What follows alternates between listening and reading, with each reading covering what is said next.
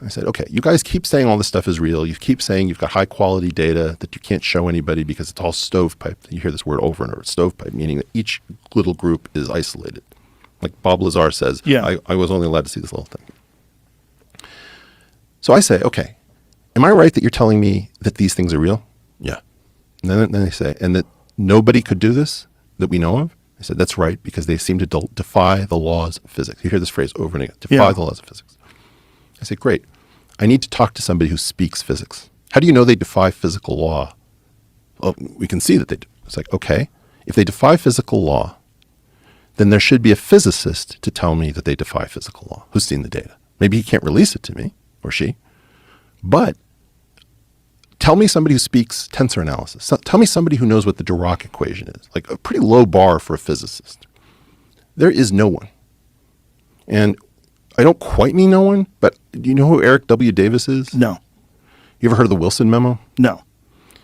Okay, there's something called the Wilson memo where there's a physicist who meets a general or an admiral, and the general or the admiral is trying to figure out, I think this is at EG&G, why is there some program that I'm not allowed to know about? I have the highest clearances. I have a need to know. They're like, sorry, we can't tell you. He's talking to somebody named Eric W. Davis. Eric W. Davis, so far as I can find, is the only person other than maybe Hal Puthoff who I've been able to talk to who speaks anything of these languages. This is not a particularly famous physicist. Hal Puthoff is an electrical engineer, I think PhD in electrical engineering. Eric W. Davis says to me, I said, is there nobody out here who speaks physics? This doesn't make any sense. And he says, well, you, Hal, and I are the three most technical people on this. Joe, I'm not even on this. So you know as much about it as anyone, and you're not even involved. And there's only two other people that know the science behind this? And like one of them is into remote viewing and was a Scientologist. So I'm just, imagine that you take your wife to the symphony, okay? You're going to see Beethoven's Seventh. And you look at the string section. The brass section's in place and the percussion is there. And you look at the string section and it's a bunch of certified public accountants. You're like, where are the violins? Where are the violas? Like, oh no. Actually, we have reporters for the AP. They're stringers. Like, that's not the same thing. We have string theorists. That's not the same thing. I'm looking for this is simple. Mm-hmm. I've been on this for 3 years and I can't find anybody who speaks this language, which now that is a huge clue. Imagine that you say that we've lost control of our airspace. We're being menaced. Threats to civilian aviation, military aviation, they're seeing these things every day. They defy the physical laws and there are no physicists anywhere to be found. That smells like BS. Or it smells like a pathological level of bureaucratic incompetence. And Marco Rubio and Kirsten Gillibrand, if you're out there, can you please find out why there are no technically competent people on an area of national security? And please don't mumble the word stovepipe or need to know or sources and methods. I mean, we had a Manhattan Project. We staffed it with physicists. You have a physics problem. If these things are here, Joe, they are here from so far out of town or they are co-mingling with us on Earth. I can't tell you which. There are some reports that these things come screaming in from behind our satellites that are trained at Earth along non-ballistic trajectories. I have no idea how to say this. I'm talking all the time to Avi Loeb with the Galileo Project, trying to help him out. He needs funding and he needs some ability to, just if the government won't play ball, he's going to put out his own sensors in places like Catalina Island, blanket the world, and he'll be able to say, we're seeing these things or we're not seeing these things. But right now we have a puzzle that our government won't release information to its own scientific community. And it reminds me of, you probably know Airplane, the movie. Yeah. Well, there's this point. There's this point where they're trying to land this airplane with these people who aren't pilots. And he says, "Turn on the landing strip lights," and it was Lloyd Bridges or somebody. He says, "No, that's just what they'll be expecting." Like he's trying to sabotage the people who are trying to land the plane. It doesn't make any sense. We're sabotaging our own scientists. Do you think this is because there's a level of secrecy that's attached to this technology, and they've compartmentalized themselves to death, and they've gotten themselves to a point where they don't know how to proceed further because they're preventing people from sharing information, which is one of the most important things about science. Right. Is that scientists get to share information and all work together to try to figure out what the problem is. Is that a reasonable? Well, here comes the decision trees. Like, I wish I could say, yeah, that's what I think it is. But it might not be. So one possibility is, let's be honest, if you are faking UFOs the last people you want are the world's most brilliant physicists. You give them the data, they're going to say, Right. oh, look, I see what you did. You put a couple of flashlights with lasers into the sky, and you can move them really quickly by the angle, and that creates the illusion that something is zipping through the world. Right? If you are faking UFOs, if you're faking a UFO-gasm, the last thing you want is theoretical physicists on the case. So that would be one reason to clear them out. Another reason would be bureaucracy. You've got these rival groups. They're all starved for money. Nobody wants to invite somebody smarter than they are. So the problem with a B level and C level players is that they're looking for D and F players so that they're not threatened. That's another possibility. A different possibility is that we do have a Manhattan Project and we don't know about it. So for example, we have a Manhattan Project for decoding cryptographic messages, and it's called the National Security Agency, NSA.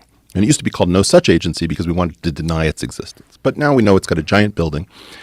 How do you know that it exists if nobody told you? Well, you'd look at the number of number theory PhDs and people who specialize in things like elliptic curves, and you would notice that a giant number of them after their PhDs disappear.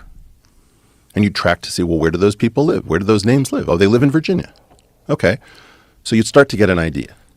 Now, in the case of UFOs, if there was an anti-gravity project, which is, it's painful for me to even say these words. Really what it would be is a post-Einsteinian physics project. If you had a post-Einsteinian physics project, you would want 3 subspecialties for sure. That would be differential geometry, which is the basis for originally general relativity. In 1976, 75, 2 guys named C.N. Yang and Jim Simons, who Jim Simons becomes the world's greatest hedge fund manager, figure out that quantum field theory is also based on geometry, but it's a different version of differential geometry. So that's one specialty that you would want. Second specialty that you would want would be particle theory or high energy physics, however you want to say it. The third specialty you'd want is general relativity. So if you wanted to detect whether we had a secret Manhattan Project, but it wasn't identifiable by a building because we didn't announce its existence, you'd say, is there anything that eats those 3 specialties, unless you believe that there's a secret university system? Because we have lists of everybody who gets produced with a PhD in these fields. If that was the case, the 2 places that you would have a secret place would be Austin, which is the successor to the Institute for Field Physics at the University of Texas Austin Gravitational Group, General Relativistic Group, which has had Archibald Wheeler, Steven Weinberg, Bryce DeWitt.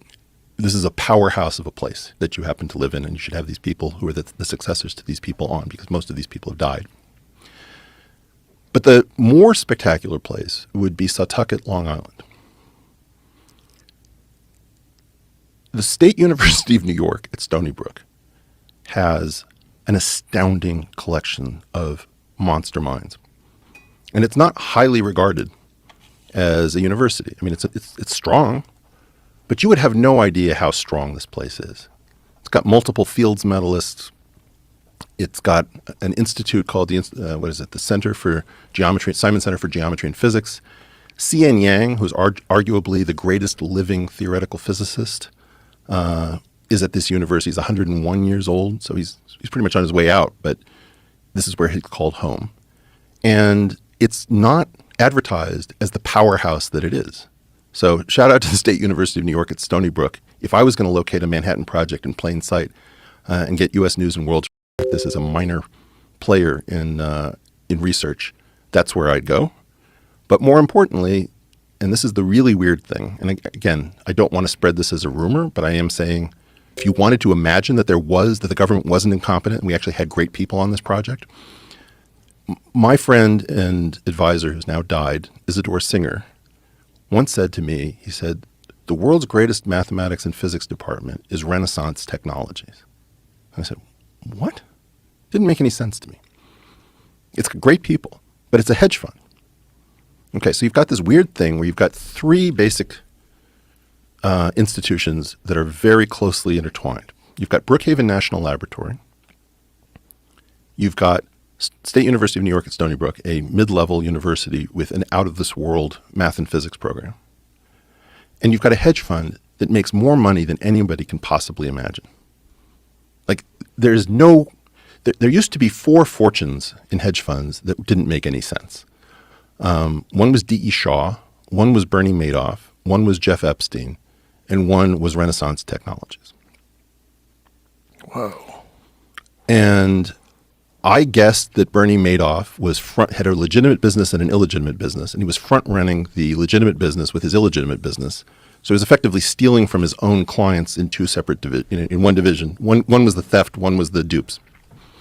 I got that wrong. He was just running a Ponzi scheme. So shame on me.